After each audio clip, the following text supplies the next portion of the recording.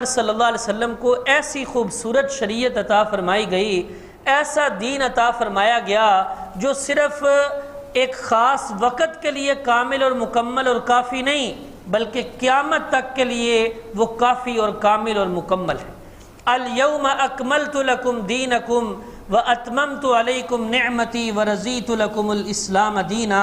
یہ حجۃ الوداع کے موقع پر نبی پاک صلی اللہ علیہ وسلم نے جب حج کیا اور میدان عرفات میں اس وقت یہ آیت مبارکہ نازل ہوئی اور اللہ رب العزت نے اعلان فرمایا کہ آج کے دن میں نے تمہارے لیے تمہارے دین کو مکمل کر دیا ہے، اپنی نعمت کو تم پر مکمل کر دیا۔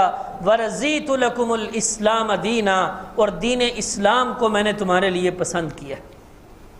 اس کے ذی الحجہ کے اندر یہ آیت مبارکہ نازل ہوئی۔ اس کے بعد محرم، صفر، ربیع الاول کے مہینے میں یعنی تیسرے چوتھے مہینے میں جا کر نبی پاک